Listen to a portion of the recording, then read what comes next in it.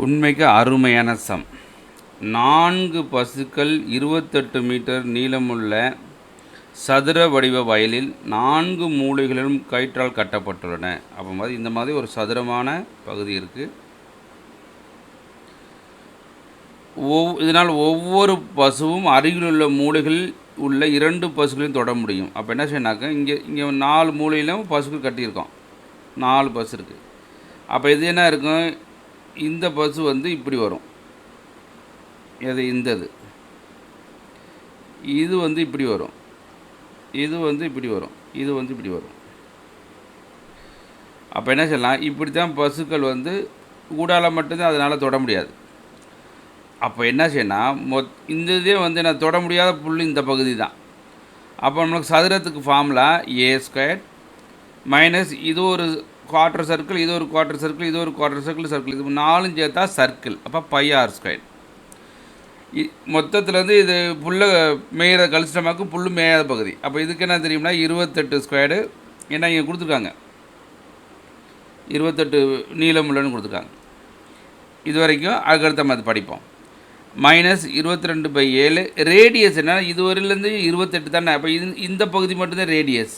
இப்போ ரேடியஸ்னால் இதில் ஒரு 14, இது ஒரு 14. அப்போ ரேடியஸ் வந்து 14. ரேடியஸ் 14னா r² தானே இருக்குது. இப்போ 14 × 14 இதை அடித்து கொடுத்தீங்கன்னாக்க 2. இப்போ 28² அளவு 784.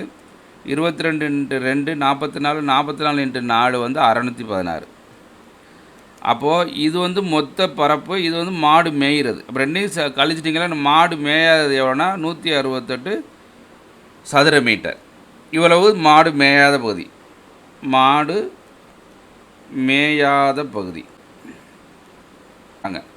அந்த பசுக்களுக்கு எட்டாத புல்களை எவரேனும் வெட்டி பசுக்களுக்கு 8 வகையில் மேயக்கூடிய பகுதியில் வைத்தால் அது எத்தனை நாட்களுக்கு அவைகளுக்கு போதுமானதாக இருக்கும் அப்படின்னு கேட்குறாங்க.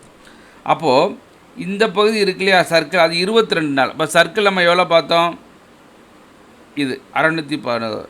அப்போ 616 சதுர மீட்டர் தான் 22 நாள்.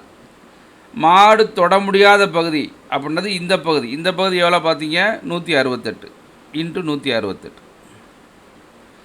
இப்போ நீங்கள் அடித்து கொடுக்கணும். அடித்து 11 2 11,